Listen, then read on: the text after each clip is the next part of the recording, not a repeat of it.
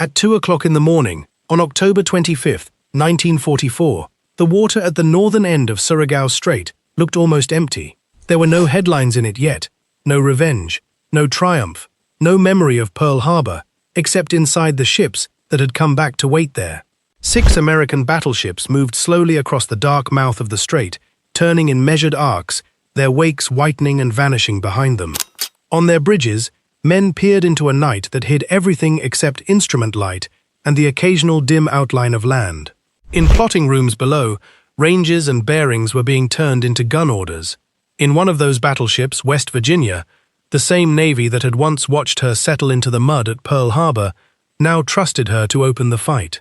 The scene looked like the return of old warships, but if you stayed with it a few seconds longer, another question appeared behind the silhouettes. How had they returned at all? Who kept them coming back? Not in legend, but in steel. Not in speeches, but in dock schedules, patch plates, compressors, divers' helmets, floating dry docks, repair ships, and men whose work left almost no heroic portrait behind. Before the guns fired in Surigao, the real battle had already been fought in places without glory. Inside flooded compartments, in machine shops, on coral beaches, in floating workshops, and in the mind of one salvage officer who refused to accept that a sunk ship was the same thing as a lost one. The story still begins at Pearl Harbor, because that is where illusion and reality first split apart. On the morning of December 7, 1941, Japanese aircraft came in low over Oahu and found exactly the kind of target they had hoped for. Battleships moored in rows, airfields crowded with aircraft, a fleet caught on a Sunday. Torpedoes ran into Oklahoma and West Virginia. California began to settle. Nevada was hit but tried to move. Arizona was destroyed in a blast so violent it seemed to summarize the whole attack in one image. By the end of the raid, official Navy history would record 5 battleships sunk and 3 damaged, along with dozens of other ships hit or sunk, 188 American aircraft destroyed, and thousands dead or wounded. It was a tactical shock so complete that even now it can flatten memory into a single impression: that Japan had broken the American Pacific Fleet in one morning. Across the harbor, however, another set of targets had survived untouched, or nearly so. The fuel tank farms still stood. The repair facilities still stood. The submarine base still stood. The carriers were absent. The attack had smashed what could be seen from the air. It had not destroyed the machinery that could begin answering the damage before the smoke even cleared. Captain Homer N. Wallin did not see Pearl Harbor the way a newspaper photograph would later teach the public to see it. He saw it as a material problem. Before the attack, he had already been responsible for fleet repair matters as battle force engineer, and when the harbor was still burning, he was among the men who understood that the difference between disaster and permanent disaster lay in technical judgment. Which ships could be saved? Which had to be written off? Which needed immediate patching before corrosion, flooding, or collapse made them harder to recover? A week after the attack, a formal salvage organization was set up, and on January 9, 1942, Wallin took command of the Salvage Division. That date matters because it marks the moment the United States stopped staring at wreckage and started organizing recovery. Wallin was not a romantic figure standing on a quay promising miracles. He was something more dangerous to Japan, an engineer with authority. Around him gathered divers, riggers, shipfitters, machinists, officers from the Navy Yard, civilian specialists, and crews drawn from damaged ships. Their battlefield was the harbor itself. Their enemy was not only Japanese damage, but time, flooding, mud, fire residue, toxic gas, unstable steel, and the emotional weight of working inside ships that were still holding the dead. The first men who told Wallin whether hope was realistic were the divers. Long before the public understood that Pearl Harbor would become a salvage story, divers were already going down through oily water and into darkness so complete they often had to work by touch. Above them, wrecked ships looked final. Below them, the truth was more complicated. A hole might be large but patchable. A ship might be settled but not twisted beyond recovery. A compartment might be foul with fuel oil and still yield access to a line that could be restored, or a space that could be pumped. Official history later estimated about 20,000 hours underwater in roughly 5,000 dives during the Pearl Harbor salvage effort. That number suggests scale, but it hides the scene. A diver descending a line along a battleship's side, feeling torn plate under his gloves, tracing openings in the hull, while compressors throb above, and officers wait for his report to decide whether a ship remains a warship or becomes scrap. This was the first hidden discovery after Pearl Harbor. The harbor did not merely contain ruins, it contained options, and each time a diver came back up and reported what could still be done, Wallin gained something more valuable than optimism. He gained sequence. Seal this. Remove that. Pump here. Cut there. Shift weight. Try again. The fleet would come back one procedure at a time. Nevada became one of the earliest and clearest answers to the question Wallin faced. On the morning of the attack, she had become famous because she moved. She was the only battleship to get underway, and when Japanese pilots realized she might block the channel if sunk at the harbor mouth, they poured bombs into her until she had to be beached at Hospital Point. The spectacle was unforgettable. But what mattered afterward was less dramatic and more revealing. Nevada was not left as a symbol. She was treated as a recoverable unit. Salvage crews patched her damage, dealt with flooding, removed debris and mud, and prepared her to float again. Official Navy records note that she was refloated on February 12, 1942, and entered Pearl Harbor's new dry dock number 2 on February 18th. That 6-day gap between floating and docking is almost a complete documentary in itself. One moment a ship sits as evidence of enemy success. Days later, she is inside a dry dock, surrounded by scaffolding, hoses, welders, plate gangs, electricians, and planners, deciding what must be done first. For Wallin, Nevada's recovery was more than one ship saved. It was proof of process. The harbor was not just a cemetery. It was a production line for resurrection. Around Nevada, Pearl Harbor Navy Yard began to reveal itself as the real hidden protagonist. Dry dock number 2 mattered. So did the shops, cranes, power systems, foundries, machine rooms, skilled yard labor, and the officers who could coordinate them. A damaged ship did not return because patriotic feeling hovered over it. It returned because somewhere nearby, there was a dock long and wide enough to take it. There were pumps powerful enough to drain it, steel plate to patch it, welders to fit it, and supervisors ruthless enough to prioritize jobs under wartime urgency. Wallin's salvage division could raise a hull, but the Navy Yard turned the raised hull into a schedule instead of a memory. This is also where the supporting cast of repair ships entered the story. The repair ship Medusa and the repair ship Vestal were part of the harbor's technical reach, extending what the yard could do. Wallin's own later account notes that Medusa and the yard patched warped plates and blanked off airports on Tennessee. Even in the middle of catastrophe, the United States possessed ships whose mission was repair itself. That mattered because it meant recovery was not tied only to permanent shore facilities. The Navy carried repair capacity in its own order of battle. Tennessee and Maryland offered another kind of lesson. They had been damaged, but not sunk, and that made them perfect demonstrations of how quickly the system could exploit survivable damage. Their return was not as visually dramatic as raising a battleship from the bottom, so they are often overshadowed. Yet in operational terms, their recovery was just as important.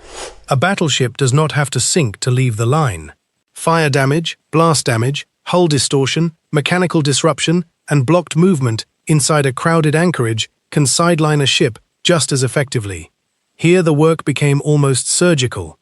Patch enough plate to restore integrity, clear enough wreckage to free the hull, shift power where needed, get the ship moving, bring her into dock, repair, test, and return. For Wallin, ships like Tennessee and Maryland proved that Pearl Harbor was not only a drama of salvage, but a drama of turnaround. The same harbor that had been attacked on December 7th could begin sending capital ships back into service within months. That kind of speed was strategically shocking, even if it lacked the emotional punch of a sunken hulk rising in the water. California was harder, and because she was harder, she revealed more about the mentality of the salvage crews. She had been struck, flooded, and sunk, but not in a way that made the answer obvious. She settled rather than exploding into instant finality. That meant possibility existed, but possibility had to be engineered into fact. Divers worked around her hull. Patches were fitted. Flooded spaces were attacked methodically. Oil-fouled surfaces and interiors. Every gain had to be protected from reversal. California was refloated on March 24, 1942, and later entered dry dock for further work. From a distance, this sounds like a neat timeline. Up close, it was slower, dirtier, and much more intimate. Men were not recovering a clean ship. They were opening a drowned warship compartment by compartment, pumping it out, tracing systems, deciding what remained trustworthy, and preparing the ship to leave the water she had sunk into. For Wallin, California was confirmation that Pearl Harbor salvage was not a lucky success with Nevada. It was becoming an industrial method. Each recovered ship trained the next recovery. The men were not merely saving vessels, they were building competence. Then came West Virginia, the ship that most powerfully joined the emotional and technical sides of the story. On December 7th, she had taken some of the heaviest punishment on Battleship Row. Multiple torpedo hits ripped into her side. Bombs struck from above. Counter-flooding helped keep her upright, a decision that saved lives on the day, but left Wallin and his men with a ship that had sunk battered but still standing. That upright posture was deceptive. West Virginia was among the most severely damaged battleships in the harbor. Fires had raged. Oil had spread through spaces. During salvage, bodies were still being recovered. Weight had to be removed in large quantities to make floating possible. Holes had to be sealed against a hull that had absorbed violence on a scale few repair teams ever face. And yet that difficulty was precisely why West Virginia became central to the hidden story. She was the ship that looked too damaged to imagine in battle again. When crews finally got her free and prepared her for reconstruction, they had done more than salvage a hull. They had broken the psychological assumption that Japan's worst hits had to be permanent. West Virginia was not simply coming back. She was becoming the ship that would one day prove what coming back really meant. Wallin's salvage effort also had to confront limits, and those limits gave the whole enterprise credibility. Arizona was not coming back. Oklahoma, though later righted and refloated in one of the largest and most difficult salvage jobs at Pearl Harbor, would not return to service.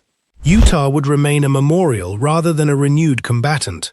These ships mattered because they forced Wallin and the Navy to practice triage instead of myth-making. Salvage was not magic. It was selection, method, and relentless labor applied, where recovery still served the war. That is one reason Wallin is such an important human thread. He was not simply the man who saved ships. He was also the man who had to decide where not to spend time. In wartime repair, realism is a weapon. By refusing sentimental impossibilities, the Navy concentrated effort where it could restore fighting value fastest. That discipline made the later successes more powerful, not less. The men at Pearl Harbor were not pretending every wreck could live. They were proving that enough of them could. As spring turned into summer, the hidden system expanded, beyond salvage, into something broader, a culture of rapid naval restoration. The yard had recovered hulls. The next question was whether the same logic could operate under battle deadlines. That test came in one of the most extraordinary scenes of the Pacific War, and again it ran through Pearl Harbor. In late May 1942, after the Battle of the Coral Sea, the carrier Yorktown limped into Pearl Harbor, damaged badly enough that permanent repairs might have required sending her to the mainland. But intelligence indicated Japan was moving toward Midway. The United States needed carriers immediately. That meant Wallin's harbor, his yard, and the repair culture growing there would now be asked to do something beyond salvage. Compress time. Yorktown arrived on May 27th. Inspection teams moved over her hull. The damage was assessed not in the abstract, but in categories of urgency. What could be postponed? What had to be done now? What had to work for one more battle, even if everything could not be made perfect? In Dry Dock Number 1, on May 29th, Yorktown sat under a web of platforms and repair gangs in one of the iconic photographs of wartime recovery. The ship looked like a construction site with a flight deck. What happened over the next 3 days deserves to be remembered not as a footnote to Midway, but as one of the greatest repair feats of the war. The Navy Yard, the Service Force, and supporting services descended on Yorktown with a single purpose: return her to fighting condition before Japan could strike again.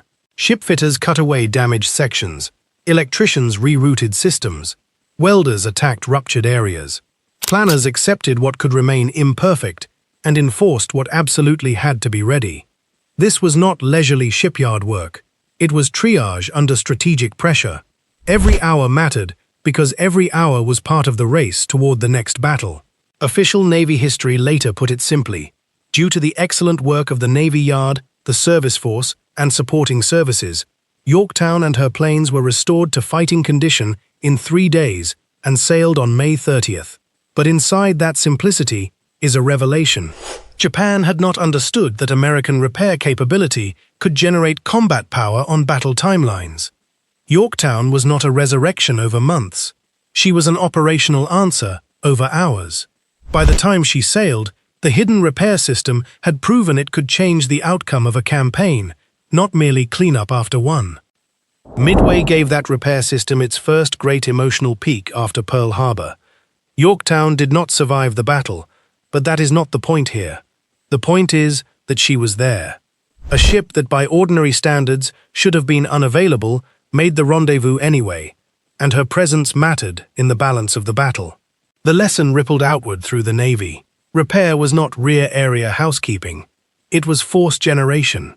A dock, a repair ship, a salvage crew, a tender, a yard, a floating workshop. These were not support details sitting behind combat power. They were combat power extended through time. Wallin's world of patches, valves, cranes, and pumping schedules was now directly connected to whether the Pacific Fleet met the enemy with 2 carriers or 3. Once that became clear, the hidden system could no longer remain local. It had to move west. The Navy's answer was not to wait until every damaged ship could crawl back to Pearl Harbor or California. It was to begin carrying the shipyard toward the war. This is where floating dry docks enter the story, like something halfway between engineering and hallucination. Imagine towing an industrial basin across the ocean in sections, assembling it in a captured anchorage, sinking it under a damaged ship, then pumping it out until thousands of tons of steel rise into the air in the middle of a lagoon that, months earlier, belonged to the enemy. That is what the United States did. At Espiritu Santo, the Navy established ABSD-1, an advanced base sectional dock that, in official descriptions, was 927 feet long and capable of lifting 90,000 tons. Battleships and large carriers could be docked there. Pause on that image. The Americans were no longer just repairing ships. They were transporting the idea of a Navy yard westward in pieces and reassembling it wherever the war demanded. Wallin had turned Pearl Harbor into a recovery system. Now the Navy was turning recovery into geography. Smaller floating dry docks pushed the same idea even closer to the front. RADs and other types of floating docks could handle destroyers, submarines, and smaller craft, the workhorses of the fleet, whose constant use meant constant maintenance and battle wear. These docks did not have the dramatic scale of ABSD-1, but operationally, they were just as revolutionary. A destroyer damaged by weather, collision, grounding, or enemy action could be lifted, inspected, below the waterline, patched, and returned without steaming halfway back across the Pacific. The dry dock itself became a kind of mobile promise. If the ship could reach this anchorage, maybe she could stay in the war. For crews, that changed how damage felt. A hit no longer always meant a long retreat to the mainland. Somewhere ahead there might be steel walls, pumps, dock officers, and repair gangs already waiting. Japan had planned to wear down a fleet across oceanic distance. Floating dry docks shortened that distance in ways the Japanese never fully solved. Repair ships gave those docks and anchorages their hands. Vestal, Prometheus, Ajax, and others carried machine tools, workshops, foundry capability, spare parts, and crews whose specialty was making other ships useful again. On paper, they were auxiliaries. In practice, they were mobile shipyards.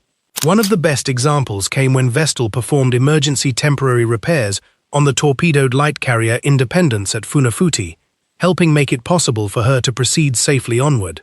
Another comes from Ajax, which moved west, and at Ulithi, resumed major repair work among ships still in active operations. These scenes are the opposite of the classic naval battle image. Instead of shells and smoke, you see repair ship hulls alongside battered combatants, hoses slung over, portable lights illuminating work areas, machinists carrying gear, fitters crawling into spaces that crews have only just made safe enough to enter. But this was how the fleet kept pressure on the enemy. A repair ship was a refusal to let damage travel alone. It met the wounded ship where it arrived and began undoing the enemy's work before the fight had even cooled. As the war moved deeper into the Pacific, Seabees gave the repair system ground to stand on.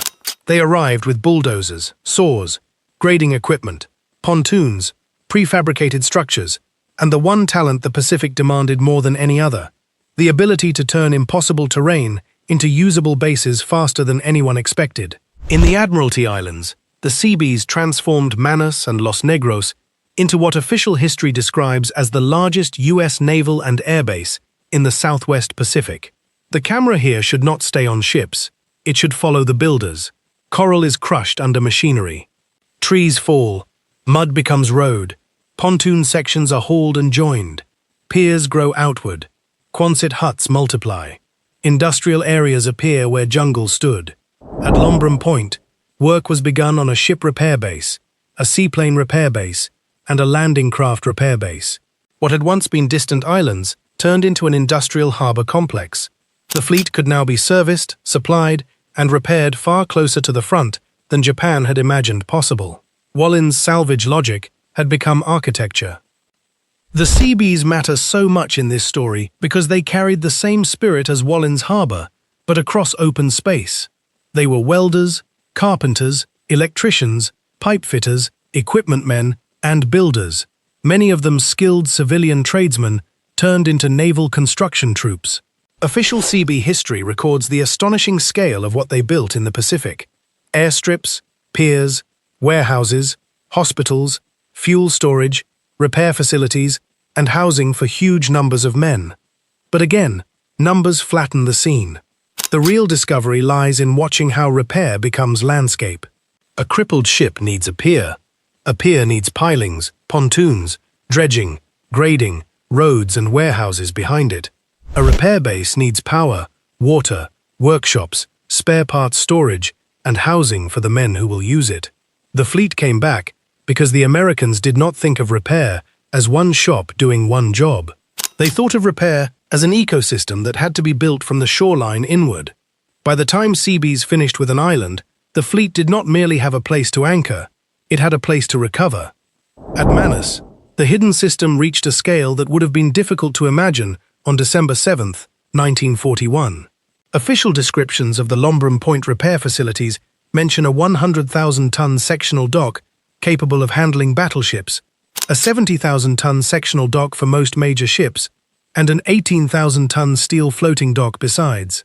That is not support work in the background. That is the physical embodiment of strategic persistence. Japan had hoped to gain time by destroying ships faster than America could replace them. Bases like Manus did something more subtle and just as devastating. They cut recovery time. A damaged ship reaching Manus was no longer a damaged ship at the edge of the world. It had arrived at a place built to give it another chance. Around those docks stood shops, storage, camps, ramps, seaplane facilities, supply depots, and the daily rhythm of industrial war. The farther west the repair system moved, the more futile simple damage became as a long-term solution for Japan. All of this prepared the way for the most astonishing floating base of them all, Ulithi. Seen from above, Ulithi was an anchorage. Seen from within, it was a city that had chosen to float, the lagoon filled with oilers, ammunition ships, provision ships, tugs, hospital ships, repair ships, tenders, salvage ships, barges, floating dry docks, and the warships they served. Service Squadron 10 became the heart of that system. Official history and later studies describe Service Squadron 10 as a mobile base furnishing logistics support, including stores, provisions, fuel, ammunition, maintenance, repair, and salvage. By mid-1945, it had grown enormously, counting numerous tenders and repair ships among its assets. But the visual truth is even better. Imagine entering Ulithi and seeing battleships, carriers, cruisers, destroyers, merchant ships and auxiliaries spread across the water, while crews shuttle between them in boats carrying food, mail, tools, spare parts, and repair teams. The fleet was no longer tied to a continent. It had brought a continent's functions into a lagoon. Japan was now facing an enemy that could pause, heal, and strike again without ever retreating from the Western Pacific. At Ulithi, ships did not merely refuel and sail. They were inspected, patched, rearmed, and made ready for the next operation. A battered cruiser or destroyer might arrive with splinter damage, flooding, machinery trouble, or collision scars. Repair teams from tenders and repair ships went aboard. Dock facilities for every type of hull were not always available immediately, so doctrine mattered. What can be made safe here, afloat, alongside? What needs a dock? What can wait? This is where the Bureau of Ships and War Damage Reporting became part of the same human story. The Americans were writing down what combat did to ships and then sending those lessons back through the system. Structural repairs in forward areas were studied, described, standardized, and improved. Watertight integrity, shoring, patching, dewatering, rerouting of power, preservation of longitudinal strength. These became not isolated improvisations, but repeatable techniques. A torpedo or bomb hit on one ship taught a lesson that might save another ship months later in a different anchorage. In that sense, Wallin's spirit never left the story. He had approached Pearl Harbor as solvable damage. The entire Navy was now learning to do the same. The examples multiplied. Houston, torpedoed off Formosa, received important forward area repairs focused on restoring buoyancy and watertight integrity. Canberra, damaged in the same campaign, was stabilized and worked on at Ulithi. Independence, after Vestal's emergency work, continued on for further repair. The details varied from ship to ship, but the pattern stayed the same. Damage was no longer the end of the narrative. It was the start of a chain. Stabilize, assess, patch, dock if possible, move, repair again, rejoin. A Japanese strike might still sink a ship outright, and many did, but many others now entered a system designed to turn immediate chaos into managed survival. This is why the American fleet could keep unrelenting pressure on the enemy. The warships were dangerous, yes. The hidden network behind them was more dangerous still. Back on the mainland, and at major U.S. yards, another layer of the story kept everything alive. Pearl Harbor, Manus, and Ulithi could only function if spare parts, machine tools, replacement equipment, pumps, valves, cable, radar sets, and steel kept moving west. Mainland shipyards like Mare Island repaired and returned staggering numbers of ships to service during the war. Factories produced the components without which every forward repair promise would collapse into wishful thinking. Somewhere, an electrician wound a component he would never see installed. Somewhere, a machinist turned out a part destined for a destroyer docked in a Pacific lagoon he could not find on a map. Somewhere, freight moved by rail to a port, then by cargo ship to Pearl Harbor, Manus, or Ulithi, then by barge or workboat to a repair ship or dock. The industrial network was not glamorous, but it was relentless. And that relentlessness is the real answer to the title. Warships came back because thousands of workers, most of them anonymous, kept the system supplied with the means of return. By 1944, the old Pearl Harbor battleships were no longer just repaired. Some had been transformed. West Virginia came back with extensive reconstruction and advanced fire control radar.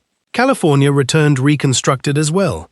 Tennessee and Maryland were back in service and modernized for the demands of the Pacific War. Pennsylvania had survived and continued on. Nevada had gone so far as to cross the Atlantic, support the Normandy landings, and then return to the Pacific. That last fact alone feels almost unreal. The ship the Japanese had tried to sink in a Hawaiian channel was now one of the few warships whose wartime career linked Pearl Harbor and D-Day. What this reveals is that the repair system did not simply preserve hulls, it repurposed them. Damage became an opportunity to alter capability. The ships that came back were often more useful for the war America was now fighting than the ships that had been moored in peace at Ford Island in 1941. Japan had attacked a battle line shaped by the interwar navy. America returned ships shaped by total war. Wallin himself had moved beyond the daily salvage battle by then, but the system he helped create had expanded far beyond one man and one harbor.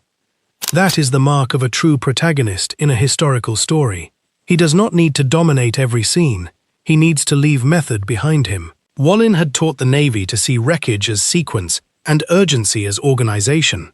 The divers, the yard crews, the repair ships, the floating docks, the Seabees, the war damage analysts, and the service squadrons all carried versions of that mindset forward.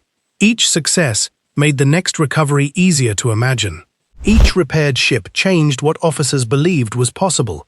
Each new base shortened the distance between damage and restoration.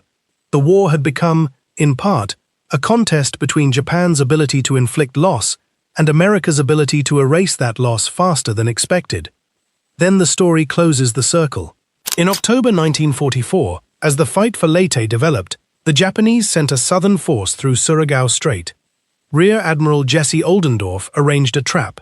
PT boats ahead, destroyers in the narrows, cruisers farther back, and finally, the battle line drawn across the top of the strait. Waiting there were West Virginia, Maryland, Mississippi, Tennessee, California, and Pennsylvania. 5 of those 6 ships had been at Pearl Harbor. 2 had been sunk there and raised. 3 had been damaged there and repaired. They were no longer just survivors. They were evidence. Evidence that the salvage crews at Pearl Harbor had mattered. Evidence that Medusa and Vestal had mattered. Evidence that the yard and the dry docks had mattered. Evidence that Yorktown's 3-day turnaround had not been an isolated wonder. Evidence that floating docks, repair ships, Seabees, Service Squadron 10, the Bureau of Ships, and the industrial network behind them had all fed into one long answer. The line at Surigao looked like a formation of battleships. In reality, it was the visible edge of an entire repair civilization. When the shooting began, radar gave the old ships their new voice. West Virginia, California, and Tennessee, equipped with newer Mark 8 fire control radar, could solve the night before the Japanese could. West Virginia opened effectively and quickly. California and Tennessee joined. Maryland used what she could in the conditions. Pennsylvania, limited in the action, did not fire her main battery. The gun flashes turned darkness into momentary daylight. Shells crossed the strait. Japanese ships already mauled by torpedoes and destroyer attacks came north into a killing zone the Americans had prepared in both geometry and electronics. In pre-war imagination, the battle line had been a symbol of naval power. In Surigao, the old battle line delivered its last great performance, but only because a new world of repair and radar had made that performance possible. West Virginia firing at Surigao was not simply a battleship avenging Pearl Harbor. It was a ship that had once lain sunk and burning at Pearl Harbor, now using technology and reconstruction layered onto her by the repair system Japan had failed to understand. That battle also carried a melancholy truth.